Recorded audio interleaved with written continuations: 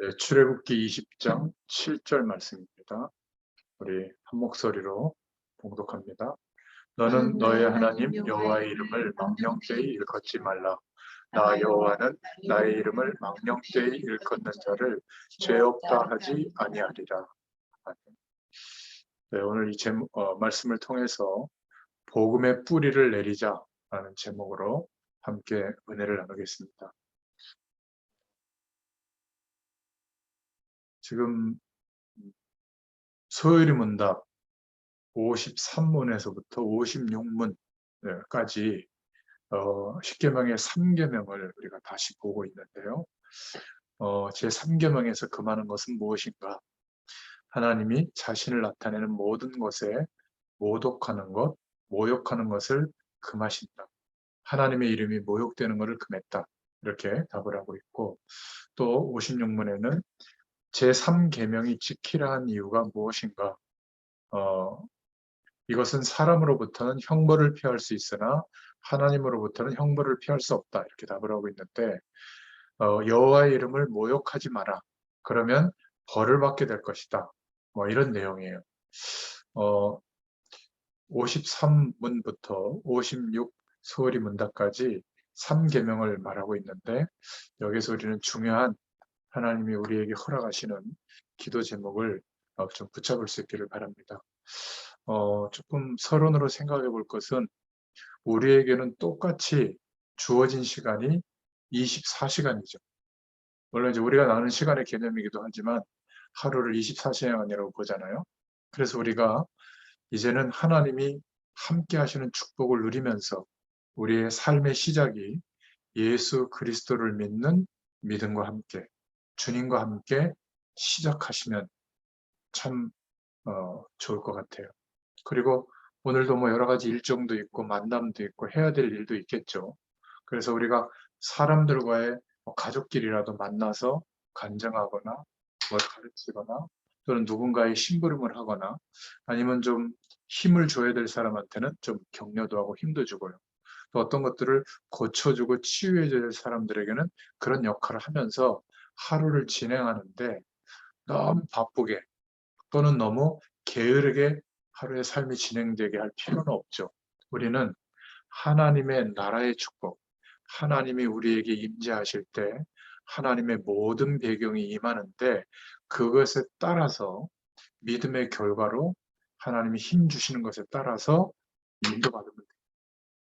어떤 사람은 막 너무 철저하게, 특히 이제 엘리트들 보면 이만큼이라도 내가 그 계획한 대로 안 되면 막 조바심을 내고 그러는데, 그렇지 않아도 돼요. 저는 자녀들을 이렇게 보면 하나님이 참 잘 다루고 인도하신다. 그런 참 것을 보게 됩니다.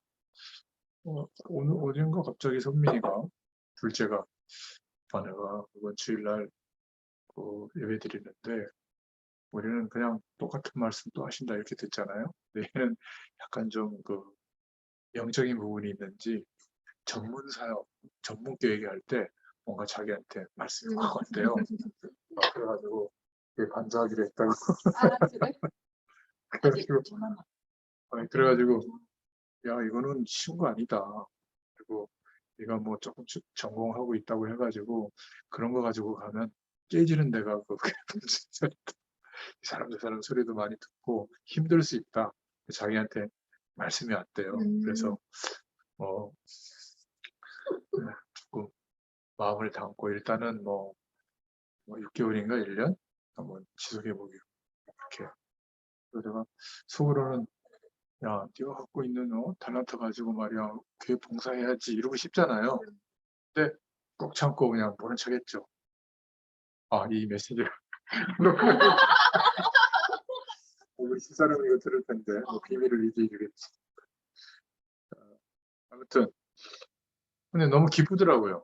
그런 얘기를 하니까 그냥 어떤 개인적인 어떤 그런 것 때문에 하는 것보다는 제가 하나님 앞에 윤하명 목사님이 연락이 와가지고 자기가 이렇게 즉답을 못하고 자기도 힘든 거 알기 때문에 자기가 또 지속하는 게 쉽지 않기 때문에 자기가 기도해 보겠다고 그러더라고. 이거는 그냥 결정할 수 없다고. 그전에 한 주일 동안 기도하는데 말씀이 이렇게 부딪혀 오니까 이렇게 인도받아보겠다고 얘기를 하는 걸 볼 때 참 감사했어요. 이게 무슨 말이냐면 하나님의 임하시는 하나님의 나라의 배경이 임하면 거기에 따라서 인도받기 시작하는 이제 하루의 삶이 우리는 그렇지 않았잖아요. 성공되게 하기 위해서 뭔가 좀 틀린 방법이나 이런 것보다는 아주 세상의 좋은 방법들을 따라서 일단 막 열심히 해보고 최선을 다하고 이렇게 삶을 진행했는데 우리에게 주어진 24시간을 시작은 그리스도와 함께 또 하루의 일과 시간 삶의 진행은 하나님이 함께 하시는 은혜의 배경 속에서 힘주시는 만큼 인도받으면 돼요. 그러면 하루를 마감하면서 뭐가 발견되어지죠? 아, 오늘 행복하구나. 오늘 힘들었던 거 해결해 줬구나. 이런 것도 있지만 오늘 하루를 통해서 하나님이 우리의 인생을 인도하시는 뜻, 계획, 방향 이런 것들이 발견이 됩니다. 그래서 결론은 세계복음화를 향할 수 있도록 우리를 구원하신 그 능력과 우리를 통해서 나타나는 이 복음의 축복의 내용들은 세계 모든 사람들을 살릴 만한 능력이 되는데 그것을 어디에서부터 발견하냐면 나의 소중한 하루, 내게 주어진 어떤 현실, 또 여러 가지 어려운 문제, 해야 될 일들 그런 것들을 통해서 발견되는. 그러니까 전에는 사람을 의지하거나 아니면 중요한 어떤 많은 사람들이 중요하다고 생각하는 거 그것을 의식하고 살았다면 이제는 방법이 성령의 충만을 하나님 허락해달라고 이렇게 바뀌게 돼요. 이러니까 말씀과 우리가 복음에 대한 가치와 조금 기도하는 그 배경 속에서 하나님이 뭔가 나에게 깨닫게 해주시는 방향이 확 붙잡아지잖아요. 그러면 그것을 이제 우리가 일하면서도 나타내고 그 방향과 깨달아진 내용을 어떨 때는 말로 전달하기도 하고 또 어떤 전문성을 가지고 많은 사람들에게 영향을 줄 때도 이제 그 배경을 가지고 영향을 주는. 그러니까 이제 하나님이 뭔가 나를 인도하시는 내용이 매일매일 확실하게 붙잡아지는 거예요. 이런 삶이 24시를 하나님의 은혜 속에서 누리면서 사는 삶이 될 줄로 믿습니다.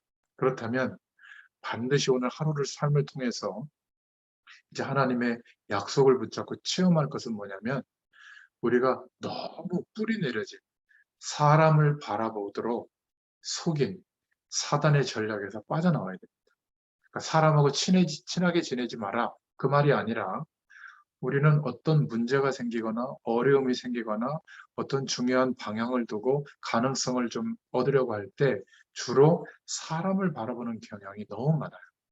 그렇지 않습니까? 몸이 아플 때도 어떤 의사가 우리 치료 잘하더라, 효과 있다더라, 어떤 식품이 좋다더라, 이것을 더 의지하거든요. 그런 좋은 소식을 들을 때도, 정보를 들을 때도, 하나님이 이런 의사분을 통해서 또 이런 식품을 통해서 좀 내게 있는 어떤 어려운 건강의 문제를 하나님이 해결하시려고 하나? 이렇게 생각이 돼야 되는데 대부분 사람을 바라보고 살아왔던 이것이 뿌리 내려져 있기 때문에 여기에서 빠져나온다.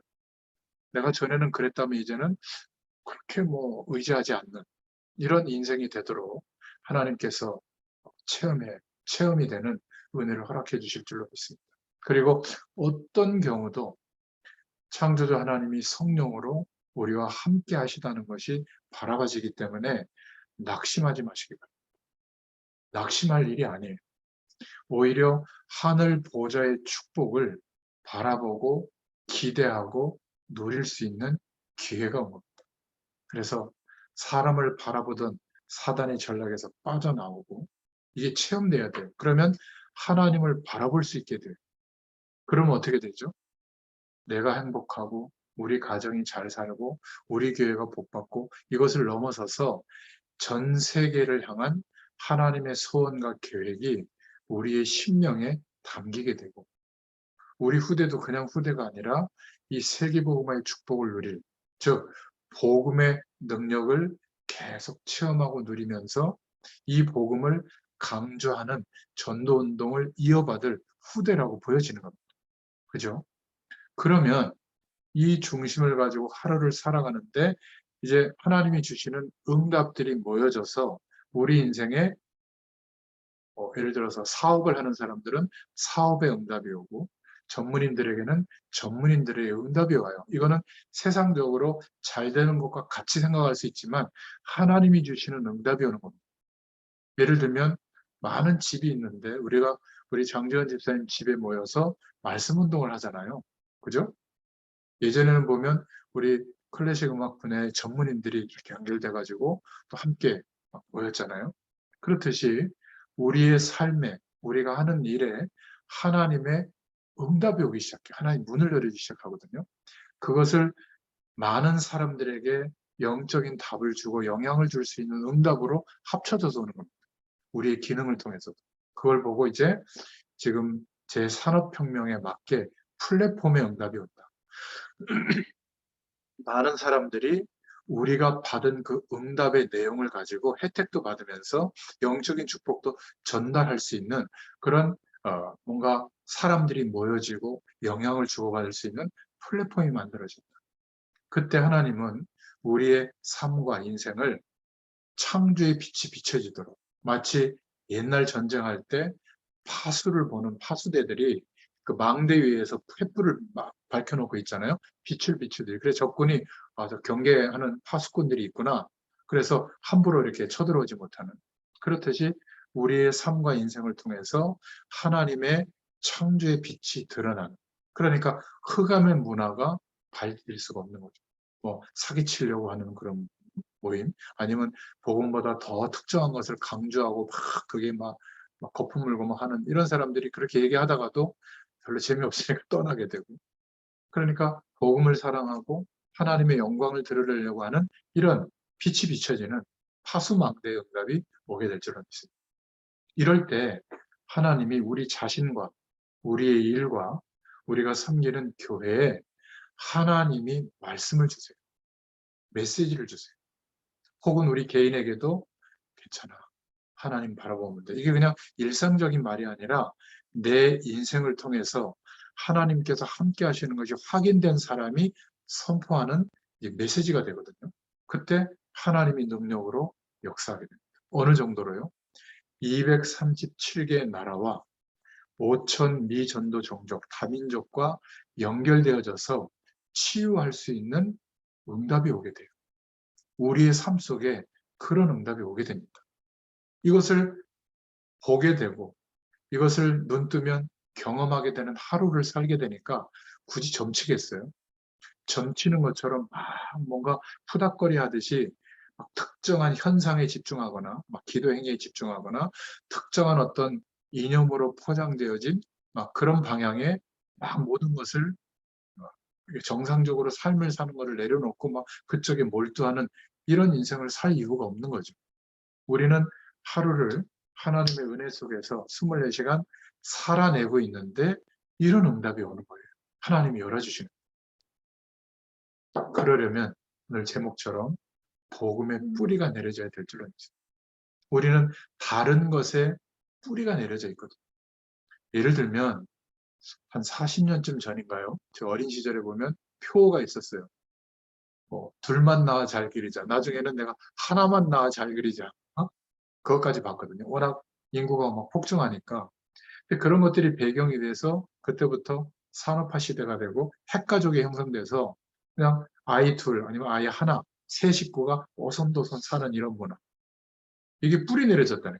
그래서 이제 아이를 막 2명, 3명 어떡하려고 그래. 엄마도 그래요. 딸이 그러면. 그렇지 않겠습니까?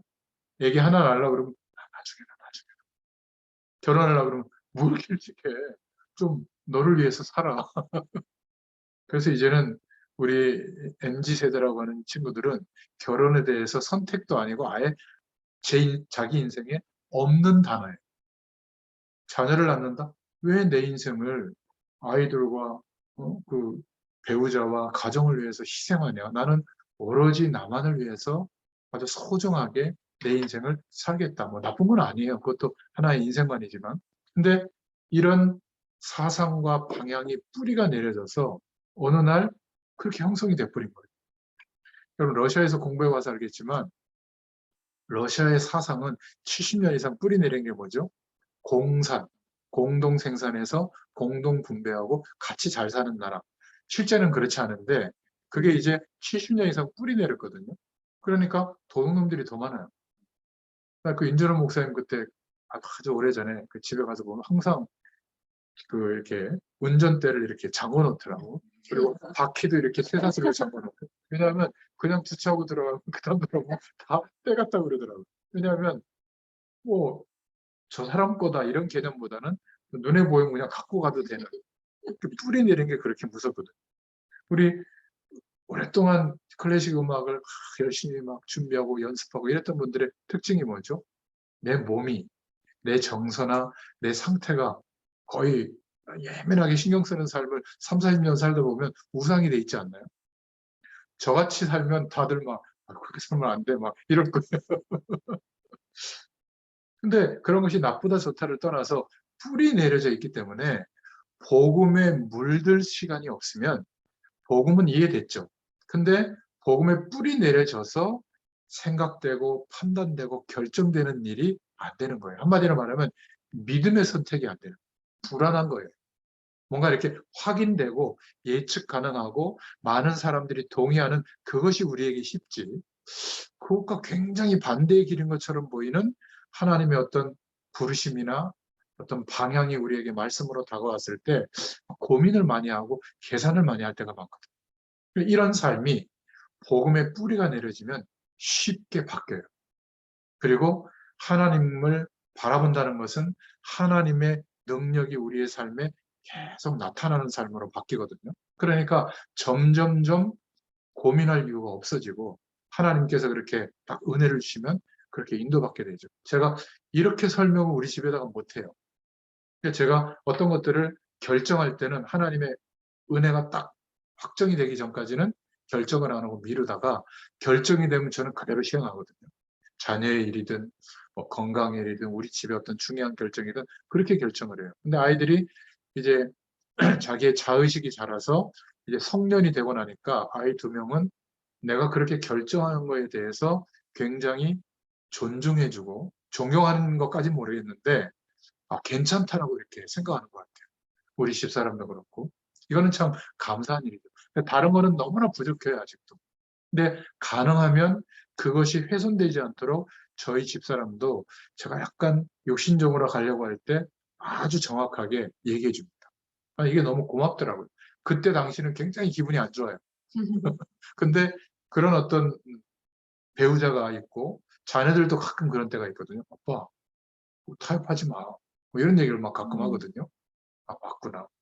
여러분, 여호와의 이름을 모욕하지 마라. 이 배경이 나온 우리 이제 본론으로 들어가 보면 그 당시 상황을 좀 볼 필요가 있는데 17세기에 만들어져서 이 소요리 문답은 18세기에 한 30년, 한 세기가 100년인가요? 네. 네, 100년쯤 지나서 보완이 되어졌죠.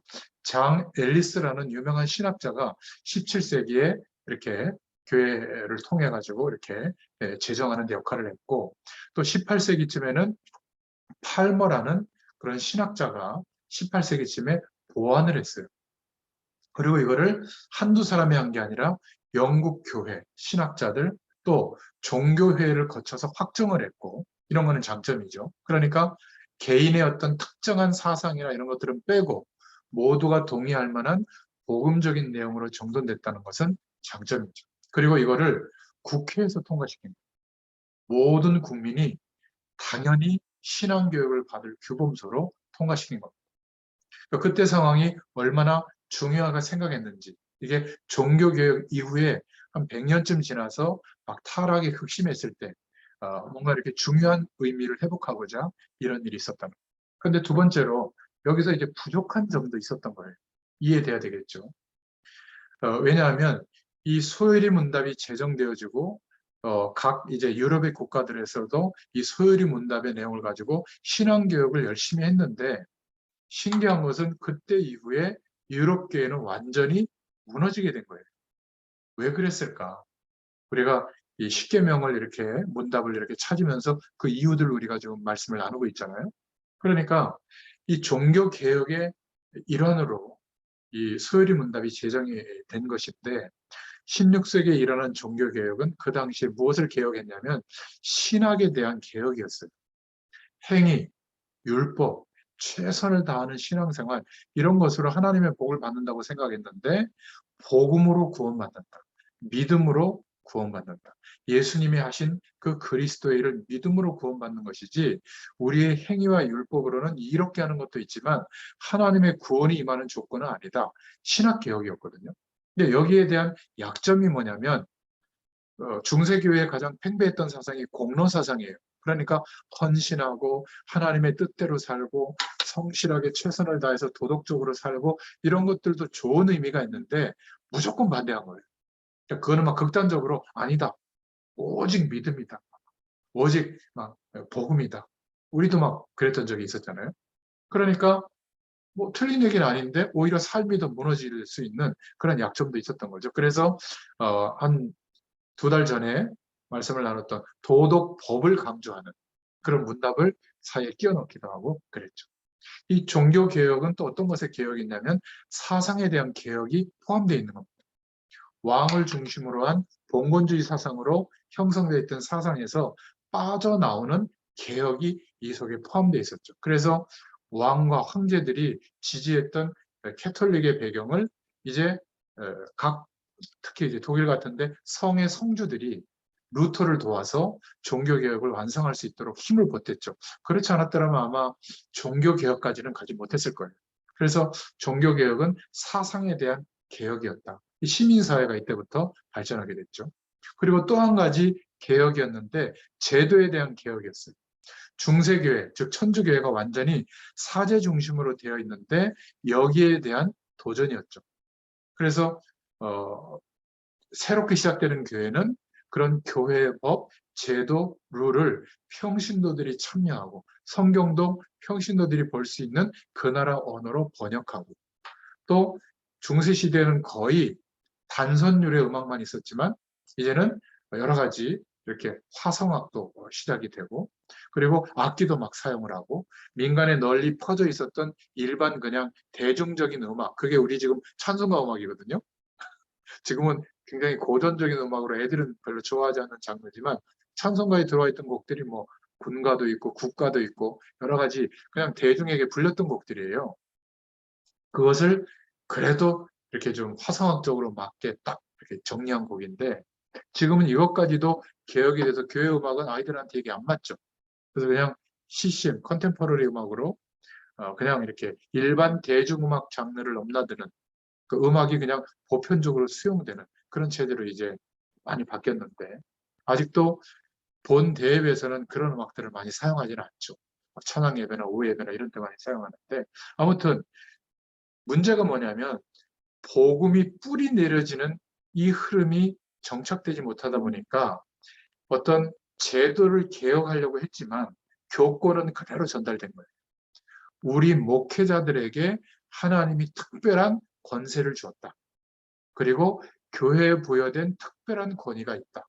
그래서 교회에서 제정한 어떤 성례전이나 어떤 성찬에 참여하는 거나 세례나 그리고 여러 가지 교회에 정한 규칙을 따르는 것은 세상의 법보다 우월하고 이거를 어기면 하나님이 가만 안 둔다. 이런 어떤 강력한 교권이 그대로 유지된 거예요. 말이 종교개혁이지 교회 내부의 제도와 정신은 정확하게 개혁되지 못한 거예요. 그게 지금도 우리 시대에도 그대로 남아있어요. 오히려 성공회나 이런 데는 굉장히 많이 바뀌었거든요. 천주교는 아직도 그게 있고 성공회는 너무나 많이 바뀌었어요. 그리고 성공회하고 비슷한 게 뭐지? 아무튼 근데 이제 개신교 중에서도 큰 교회들은 오히려 옛날 천주교보다 더 강력한 교권이 자리 잡은 데가 많아요. 목사님한테 뭐 말만 잘못해도 막 하나님 막 직결 심판하는 것처럼 이렇게 되고 막 무슨 뭐 목사님이 이렇게 뭐 면담하려고 그러면 이렇게 막 면담비 내야 되고 막 황송하게 생각하고 이러는데 그런 거 없어요. 역할과 책임이 좀 나눠진 거지. 그죠? 우리는 만인 제사장설이에요. 나도 직접 하나님의 음성을 들을 수 있는 겁니다. 또 나도 말씀 심부름을 할 수 있는 거죠. 그래서 아주 장로교 보수 신학의 배경이 있는 교단에서는 아직도 강단에 목사님 말고 못 올라갑니다. 전사님도 못 올라갑니다. 목사님은 올라. 장로님도 밑에 서야 돼요. 그래서 장로님들도 많이 안 세우죠. 대항할까 봐. 제도가 사실은 아직 복음의 뿌리가 내려지지 않았기 때문에 이 제도를 바꾸면 또 그것 때문에 문제가 생기기도 하기 때문에 못 바꾸는 문제도 있는 거죠. 이런 것들은 아직 약정인 겁니다. 그래서 우리에게 복음을 전해야 하고 전도해야 하고 선교해야 되는 이 중요한 축복이 그리스도의 능력을 힘입고 하나님의 축복을 정말 누리면서 뿌리 내려지지 못하다 보니까 전도 선교는 언제 하죠? 내가 살만해지면 한다고 생각합니다. 하나님이 세상 사람들이 봤을 때도 막 이렇게 대단한 복을, 세상적인 복을 주셨을 때 좀 이렇게 자신 있게 할 수 있다고 생각하는 거예요. 그렇지 않습니까? 아니에요. 지금 못하면 세상적인 복이 많이 와도 더 못해요. 그때는 놀러 다니는 스케줄이 더 많고요. 사교 모임 스케줄이 더 많아요. 지금 우리 두 분도 뭐 0.1%의 연주자의 대열에 들어간다. 이런 시간 없을 겁니다. 그렇게 안 돼서 감사하다 이 말이 아니라 사실은 하나님의 은혜와 축복을 누리는 사람이 굉장한 세상적인 어떤 중요한 위치에도 올라가고 성공이 와도 그게 아무것도 아닐 수 있어야 되는데 그렇지 않다니. 그래서 하나님이 아이러니하게도 여러분들을 저한테 끌고 들어와서 죄송하지만 저희들과 같은 사람들을 먼저 이 복음의 능력을 깨닫게 하시고 인생의 많은 시간의 어려움을 통해서 복음이 뿌리 내려질 수 있도록 복음에 물들 수 있는 시간을 허락해 주신 거예요. 한 세대 정도. 약 우리 인생의 30년 가까이를 축복해 주신 겁니다. 얼마나 감사합니까? 저는 돌이켜보면 이게 너무나 감사한 거예요. 목회자는요, 이렇게 될 가능성이 희박해요. 일 중심으로 가는 직업이거든요. 근데 어떻게 제가 일을 안 하는 게 아니라 많이 해요. 요번에 또 무슨 선교사 대회 또 교회별로 한다고 또 준비위원장으로 또 목사님 전화 와가지고 해야 된다고 그랬어요. 아멘입니다. 해가지고 주일날 또 이렇게 해가지고 조직 짜서 진행할 수 있도록 쫙 했어요. 얼마나 간단한 줄 알아요? 나는 그냥 이름만 올려놓을 테니까 당신 이거 하시고 이거 하시고 그다음에 진행도 또 세워서 하시고 프로 이렇게 짜시고 이렇게 하면 또 목사님도 힘내고 막 참여하니까 좋잖아요. 그러니까 막 벌써 월요일 날 짜가지고 보내줬어요. 퍼펙트합니다. 이런 단어만 올려주면 돼. 일하는 거 어렵잖아요. 근데 이거를 나 중심으로 내가 다 하려고 그러면 어떻게 되죠? 복잡해지는 겁니다. 그렇잖아요. 잘 몰라. 나 알다시피 그냥 예, 교회 좀 보다는 현장에 내가 마음이 있잖아. 당신은 교회에 마음 담고 있잖아. 당신이 좀 열심히 해가지고 예. 이러면 막 좋아하고 힘나잖아요. 그죠? 누군가 이렇게 교회의 중요한 위치를 맡으면 섭섭해하는 사람들이 있어요. 그런 사람들 잘 보고 섭섭해하지 않도록 힘을 주면 열심히 합니다. 그럼 고맙잖아요. 그죠? 그 사람들도 또 교회에 헌신할 수 있게 만들어줘. 거의 그렇잖아요.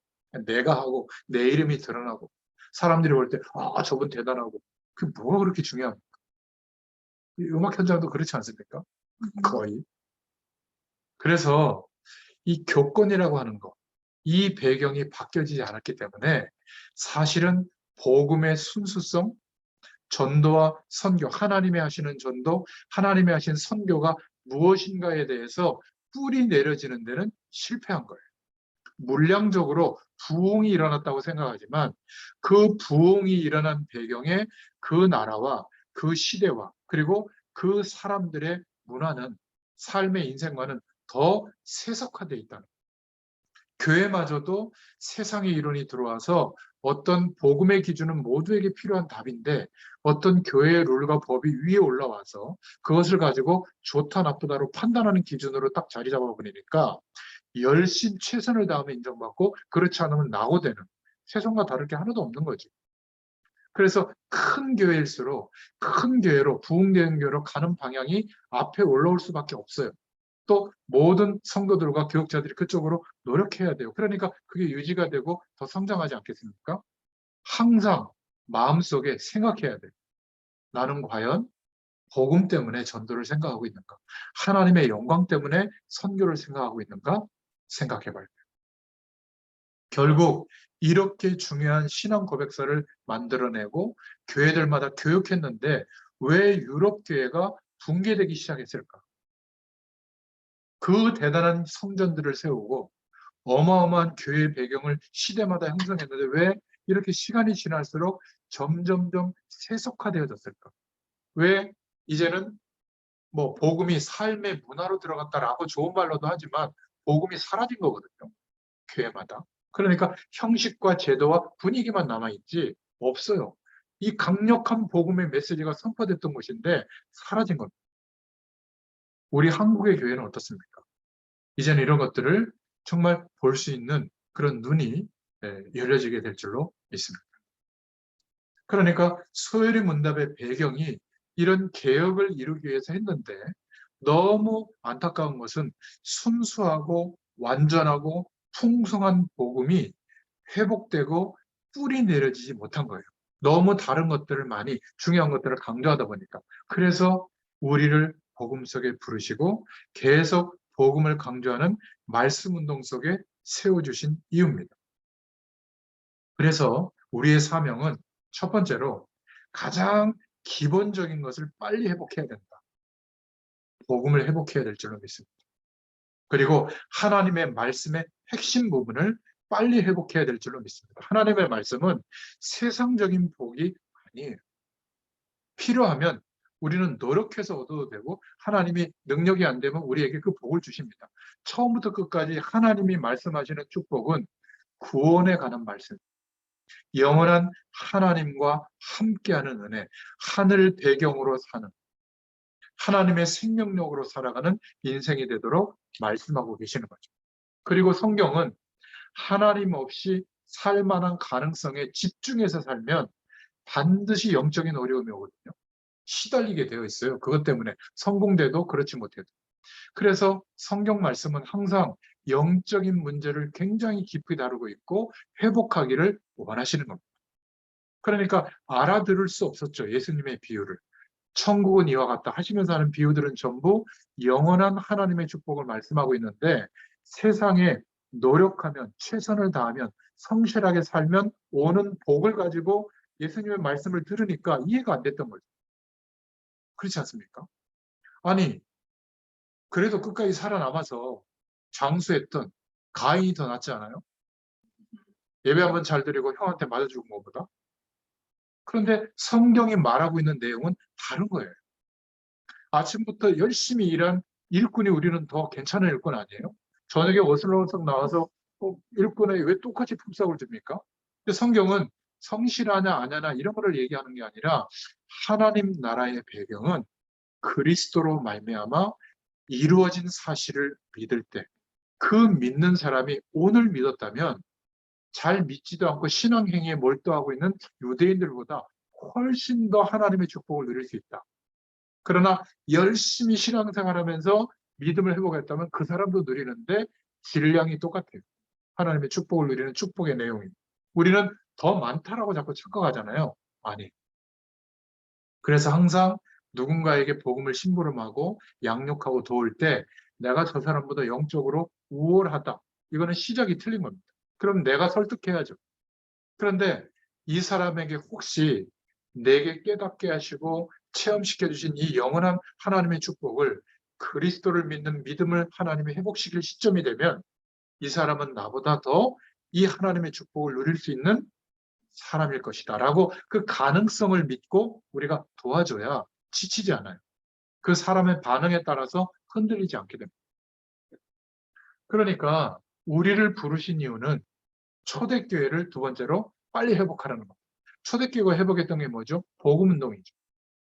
저와 여러분들을 먼저 복음 속에 부르신 것은 이 복음을 지속적으로 강조하는 복음운동을 회복하자는 거예요. 18세기, 19세기처럼 하지 말고 복음운동을 회복하자. 18세기는 종교개혁 이후에 너무 타락했으니까 깨닫도록 각성운동을 한 거거든요. 바르게 살아야 된다. 예배 잘 드려야 된다. 기도해야 된다. 각성운동 한 거지.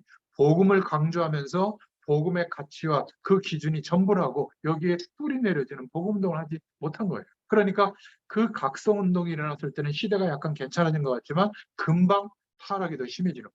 그러니까 교회까지 영향이 와서 무너지게 된 겁니다. 19세기에 하나님이 미국에 무디라는 인물을 일으켜서 무디를 중심으로 어마어마한 부흥운동이 일어났거든요. 근데 안타까운 것은 각성운동으로 마감됩니다. 복음이 뿌리 내려져서 복음이 강조되는 운동이 일어났다면 지금도 어마어마한 하나님의 역사가 나타날 텐데, 이때 하나님이 선교사들을 일으켜서 무디 운동을 통해서 은혜 받은 사람들이 한국에까지 온 거예요. 초창기 선교사들이.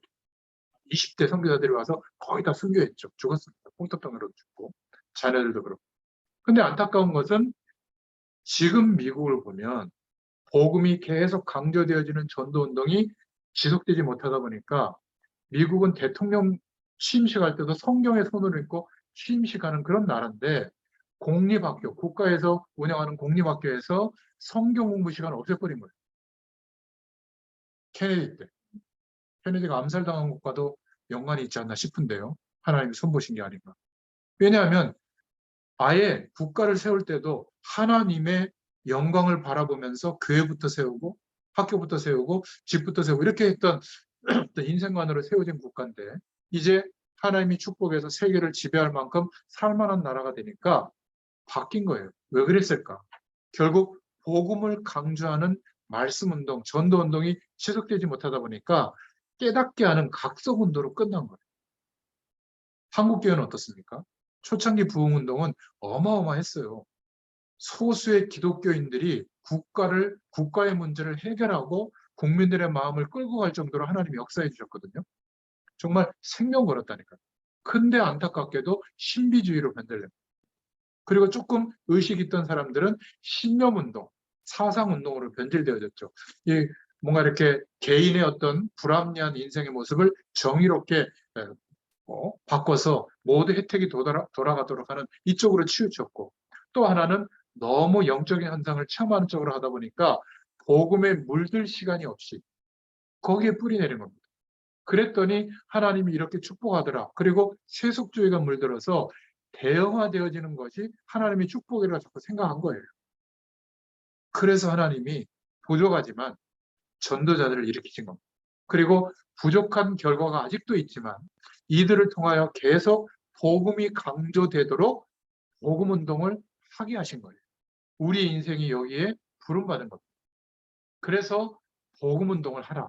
초대교회를 회복하자는 것은 그런 말을 쓰고 그런 단어를 쓰는 게 아니라 복음을 지속적으로 강조하는 운동을 하죠. 그리고 두 번째는 뭐냐면, 초대교회 중직자들이 다 가지고 있었던 흩어져서 현장을 살릴, 지속적으로 살릴, 현장 살릴 전도 조직을 갖고 있었거든요. 근데 지금 평신도들은 없어요. 이렇게 하나님의 사람들을 보내실, 함께 지속적으로 복음을 깨닫고 누리고 물들 수 있도록 해서 하나님의 능력을 가지고 현장에서도 그 영광을 드러내는 삶을 살도록 할 그 조직, 전도할 조직, 이게 지금 사라진 겁니다. 교회 안에 뭐 조직은 많은데 현장에 중직자와 전문인들이, 하나님의 사명자들이 품고 계속 인도받을 이 조직이 전망.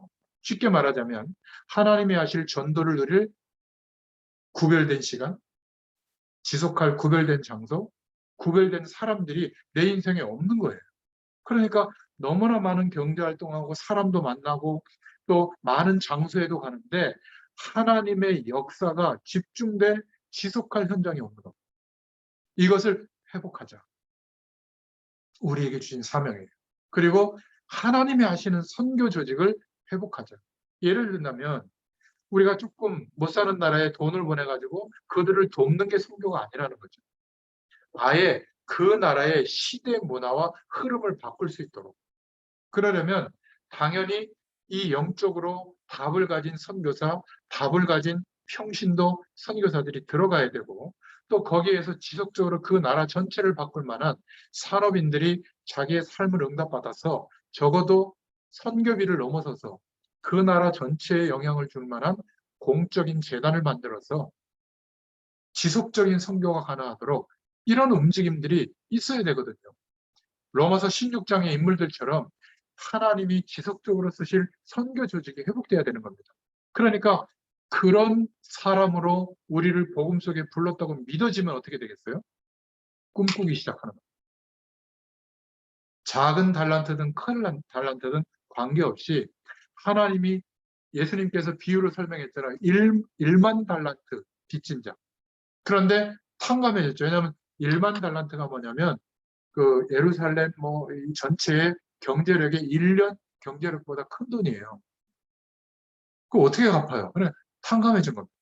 우리가 멸망받을 모든 인생의 문제에서 해결할 길은 없거든요. 탕감해진 겁니다. 그런데 우리가 여전히 작은 문제에 집착해서 그것이 있으면 내가 하나님의 일을 하고 없으면 하나님의 일을 못하고 이제는 영원한 하나님의 배경을 누릴 수 있는 자격과 신분과 권세가 주어졌는데 그것이 믿어지면 선교를 꿈꾸게 돼 있어요. 그리고 다른 사람이 아니라 나의 인생과 이 기능을 통해서 내가 하는 일을 통해서 선교를 꿈꾸는 계획을 갖게 돼 있어요. 그리고 어떻게 하죠? 지금부터 공부하시죠. 진짜 공부는 지금부터. 그러면 그 응답이 오려면 내가 지금 그 정도의 결과와 나의 차이는 뭔가? 이거를 두고 본격적으로 공부가 시작되고 노력하셔야 돼요. 근데 그 노력이 세속주의 노력이 아니라 하나님이 힘을 주는 겁니다. 필요하다면 지금도 대학원 갈 수 있어요. 그것을 내가 전문적으로 얻어야 될 내용이라면, 얻어야 될 지식이라면 공부해야죠. 유튜브 지식 가지고는 안 되잖아요. 그거는 보통 사람들에게 그냥 보편적인 설명인 거지 구체적으로 일을 해내는데 전문성은 약간 결연돼 있단 말이에요. 그러니까 진짜 공부는 지금부터 하는 겁니다. 그러면 우리의 삶과 내 인생을 통해서 허락해 주신 그 달란트가 세계화될 수 있는 공부가 뭘까? 시작하시고. 자녀들 다 컸잖아요. 진짜 공부 한번 해보시기 바랍니다. 근데 예전처럼 20년, 30년 해야 되느냐? 안 해요. 몇 달만 해도 하나님이 눈을 확 열어줍니다. 얼마나 감사한지. 눈만 열어주시면 해낼 수 있는 도구들은 너무 세계적으로 완벽하게 갖춰져 있어요. 돈요? 돈 많은 사람들은 어디에 내가 투자해야 이 돈이 은행에다 맡기는 것보다 이익이 될까? 그래가지고 그런 전문성을 갖추고 해낼 수 있는 내용을 가진 거기에다 막 투자하고 싶어서 난리거든요. 그래서 제가 목회도 목사의 일도 기도 많이 하면서 찾아보면 이렇게 중요한 경제 문이 열릴 게 이렇게 많구나. 그쪽을 제가 치우칠까 봐 시작을 안 하고 있는데 기도하고 있어. 어느 시간이 되면 60세를 딱 놓고 생각하고 있는데 몇 년 안 남았습니다. 조금 더 연장이 될지 모르겠는데 아무튼 기도하고 있어요. 여러분 정말 이 복음이 땅끝까지 증거되어지도록 하나님이 나의 인생을 부르셨다라고 믿어지시길 바랍니다. 이거는 저 큰 인물들, 저 대단한 목회자들 이런 사람들의 얘기다가 아니라 나에게 주신 축복이다. 그러면 사도행전 13장에 나와 있는 것처럼 껍데기 선교하는 게 아니라 무당에게 사로잡힌 마을을 바꾸는, 사도행전 16장에 무속에게 사로잡힌 지역을 바꾸어버리는, 사도행전 19장에 우상에게 잡힌 동네를 바꾸어버리는, 아예 한 미전도 종족 자체를 하나님의 사람들로 바꾸어버리는, 하나님을 바라보는 그 종족으로 바꿀 수 있는 선교를 이제 할 수 있게 됐다. 그래서 우리에게 세 번째로 어떤 사명을 주셨죠? 유럽의 교회, 미국의 교회, 선진계 교회를 대표하는데 또 한국 교회를 살릴, 현장 살릴 조직을 갖추자. 현장에다. 이 준비를 하라는 하나님의 큰 기도 제목이 우리에게 부여된 줄로 믿습니다. 하나님이 하실 것인데 우리에게 원하시는 것은 이 기도를 믿음을 가지고 시작하라는 거예요. 그래서 복음이 얼마나 중요한지 모릅니다. 이 복음에 뿌리 내려져 있다면 거기에서부터 생각이 되고 판단이 되고 막 구해지고 이렇게 될 텐데 복음이 뿌리 내려져 있지 못하니까 다른 것에 뿌리 내려져서 그것의 유무 때문에 힘이 빠져 있는 겁니다. 아니에요. 우린 그런 존재가 아닙니다. 연약해질수록 하나님의 능력을 의지하시면 그 능력으로 역사하시는 존재가 되는 겁니다. 아니, 너무 안타까운 게 빚을 갚지 못해서 교회를 빚으로 샀는데 그 교회가 불신자들에게 넘어갈 정도예요. 그 교회는 하나님이 안 계신단 말입니까? 하나님의 능력을 정말 믿고 기도하는 사람이 없단 말입니까? 꼭 막 돈 있는 사람이 헌금해서 막 10분의 1로 나눠가지고 막 이렇게 막 어떻게 해가지고 막 재정이 모아져야만 교회가 세워집니까? 저는 그렇게 보지 않아요. 그렇지 않습니까? 하나님께서 그 교회 주인이시 맞다면 그것을 믿고 계산하지 말고 정말 하나님께 막 내 인생을 드리는 이런 축복의 사람들이 나와야 되거든요. 여러분께 지금 기도 부탁을 합니다. 제가 음파 성교 감리교회에 있을 때 참 신실하신 우리 전사님 계셨는데, 저보다 연배가 좀 높으신 분인데, 어, 그 교회가 세워질 때 하나님 앞에 남편이 교통사고에서 돌아가시고 보상금이 나와가지고 그 당시에 과천에 아파트 한 채 값이 나왔어요. 그걸 하나님께 드린 겁니다. 그래서 그 헌금이 거의 절반 가까이가 돼서 문파감리교회가 이제 정교부지를 받아서 건축을 했거든요. 그리고 나서 이제 다시 새로운 건축을 할 때, 그 다음 또 아파트가 있었는데 그것도 또 하나님 바쳤어요. 그리고 그 교회 안에 들어가서 하셨는데, 아무튼 말씀 운동을 이렇게 접하게 되고 또 어쩔 수 없이 교회에 나와야 될 때 거의 뭐 그냥 나오게 된 겁니다. 약간 교회에서 뭐 보상을 해줬는데. 근데 어쨌든 그 자녀들이 이제 미국에 가서 정착하게 되고 그 딸이 먼저 가게 됐고, 그래가지고 전사님도 이제 미국에 가게 됐거든요. 지금 뉴욕에 살고 계신데. 근데 그 첫째 딸이 이제 뭐 뇌 쪽에 이렇게 문제가 생겨가지고 막 너무 급한 문제가 생겨서 수술을 하게 된 거예요. 저는 뭐 떨어지다 보니까 연락이 안 되는데 누가 연락을 해줘가지고 기도 부탁이 와서 막 저 기도했거든요. 수술을 안 해줍니다. 뇌 핏줄이 피가 많이 고여 있어가지고 수술해도 안 될 것 같다 해가지고 막 진짜 집중기도 했거든요. 근데 어저께인가 그저께 이제 수술을 하고 다행히 하고 이제 수술을 잘 마쳐서 감사한데 회복을 위해서 기도해달라고. 이름이 이 어, 이아람, 뭐라 아람이 아람, 이아람. 그리고 전사님은 김윤옥 전사님인데 저는 여러분들의 기도를 믿습니다. 우리 어, 아람이가 이아람이가 정말 하나님께서 역사해 주셔야 돼요. 고생도 많이 하고 조금 이제 정착해서 살만하게 됐는데 영주권도 나오고 이런 어려움이 왔는데 참 그런 헌신한 분들의 인생과 그 방향을 보고 제가 참 이렇게 도전받는 게 너무 많았었거든요. 저는 그 정도 믿음이 안 됩니다. 그런데도 결과에 관계없이 지금도 이렇게 복음 중심으로 하나님 바라보고 있거든요. 여러분, 우리에게 주신 사명이 뭐냐? 하나님이 원하시는 게 뭐냐? 복음에 물들기를 원하세요. 이 복음의 능력에, 그리스도께서 하신 일에, 그리고 하나님의 역사하심으로 우리에게 허락되어진 영원한 그 축복에 뿌리 내리기를 원하십니다. 안 그러면 복음이 얼마나 중요한지 모르면 힘이 다 빠지게 돼요. 우리는 나이가 들수록 사회적인 기회에서 약간 벗어나게 될수록 힘 빠지는 게 아니라 더 힘나요. 본격적인 일을 할 수 있게 되니까. 진짜 하루 종일 하나님 바라볼 수 있는 시간도 주어져 있잖아요. 얼마나 감사합니까? 그죠? 안 그러면 세상 배경이 이렇게 커지고 있는데 이것이 중요한 흐름이 계속 간다면 오히려 종교개혁을 했는데도 교권 때문에 무너지고 있고 또 세상 배경 때문에 무너지고 있다면 다시 한번 종교개혁이 일어나야 될 상황이 올지도 몰라요. 이게 너무 안타까운 겁니다. 그래서 복음의 뿌리가 내려진다는 말은 간단한 단어 같지만 굉장히 중요한 겁니다. 오늘 결론인데요. 오랫동안 우리 전도자들이, 우리 후대들이 복음에 물들고 복음의 뿌리가 내려지면 어떤 일이 벌어지는가? 반드시 하나님이 역사합니다. 그래서 우리는 지금 나의 현실만 보지 말고 믿음의 그릇을 준비하세요. 다투거나 경쟁해서 어쨌든 이익을 내가 가지려고는 하지 말고 하나님의 역사하실 것을 기대하면서 좀 그릇도 좀 크게 준비하시길 바랍니다. 그릇만큼 담겨지는 것 같아요.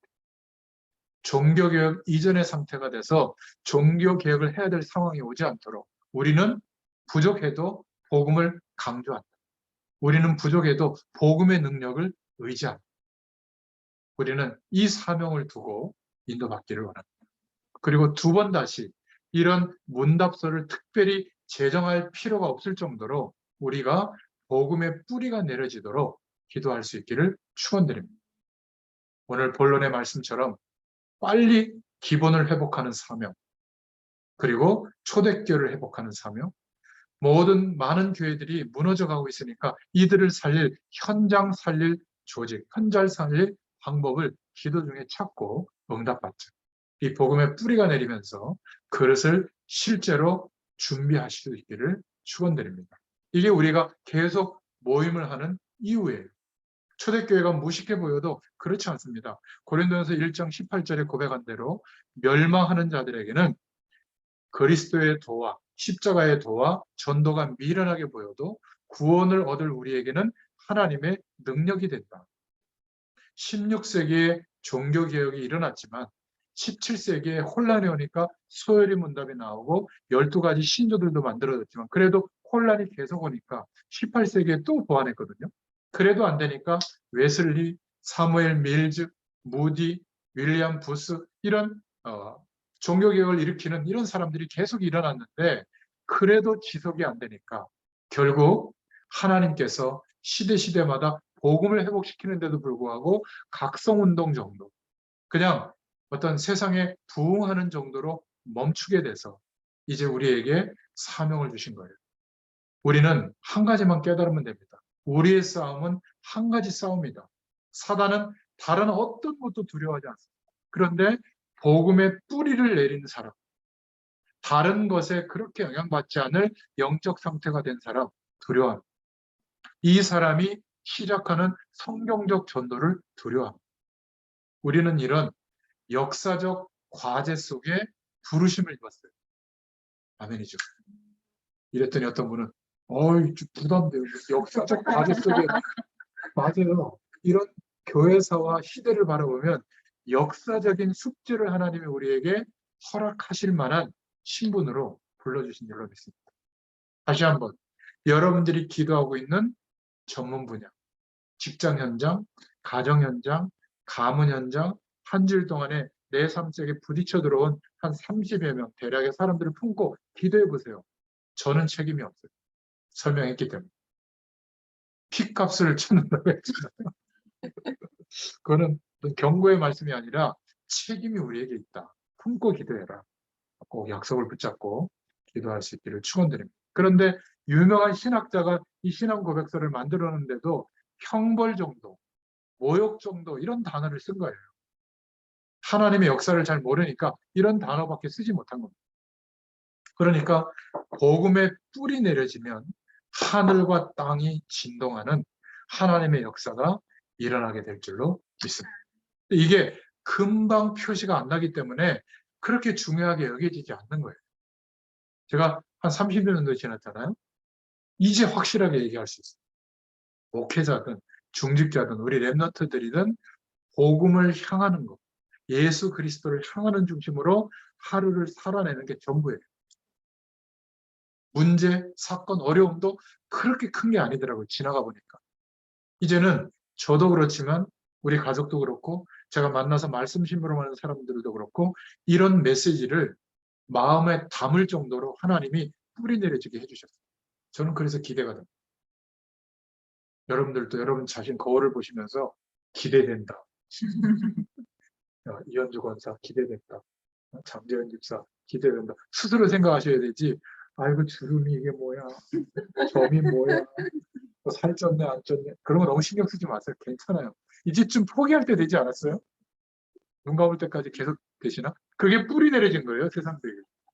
나는 나라고 하는 존재 자체로 존귀하고 값어치 있는 거예요. 거기다가 보배를 소유하고 있잖아요. 그리스도께서 함께하는 인생이요. 빛날 수밖에 없죠. 피부가 까매도 빛나요. 우리 인생은. 괜찮아요. 우리 자녀 잘 되면 감사하지만 못 돼도 감사해요. 왜? 그리스도를 바라볼 거니까. 안 될수록 또 주님 바라볼 거니까. 이게 우리의 자랑거리가 돼야 될 줄로 믿습니다. 여러분, 정말 우리 인생을 마감할 때 부르시는 날 알게 될 겁니다. 그리고 이정호 목사님 지난주에 장례했는데 얼마나 알았겠어요. 정말 76세, 7세가 됐는데도 여전히 아무도 거들떠보지 않는 정신병 들린 사람, 삶이 무너진 가정, 암 들려 있는 사람, 고통 중에 있는 사람, 이런 사람들 끝까지 찾아가서 뭐 결과와 상관없이 계속 성경 읽으면서 성경 말씀을 통해서 은혜 받도록 계속 치유해 줬거든요. 아마 하늘의 상급이 클 거예요. 어떤 전문 현장에 인도받아야 될 사람들의 궁극적인 방향은 어마어마하게 커지는 사역이 아니라 저 방향이 우리가 본받아야 될 모습이 아닌가? 저는 그 장례식에서 그렇게 생각했어요. 참 너무 존귀하게 보이더라고요. 두 분 한번 인사하세요. 우리 스스로도 오늘 이 화면을 보시면서 인사하시기 바랍니다. 나는, 따라하세요. 나는 나는 하나님의 사명을 이룰 하나님의 사명을 이룰 주역이다. 주역이다. 여러분 그렇게 생겨도 서로를 귀하게 여기시길 바랍니다. 나는 나는 세계복음화의 세계복음화의 주역이다. 주역이다. 네, 여러분이 주역이십니다. 이런 의미를 생각하시면서 한 줄 동안에도 승리하시기를 축원드립니다. 하나님 너무 감사합니다. 우리로 하여금 시대를 볼 수 있는 눈을 열어주시고 또 교회사에 반복되어진 사단의 속임수를 볼 수 있는 눈을 열어주시고 또 우리 인생을 통하여 하나님께서 가장 소원하시는 그 사명이 무엇인지를 깨닫게 되도록 날마다 복음 속에 그리스도를 향하는 이 은혜와 믿음의 중심을 허락해 주셔서 감사합니다.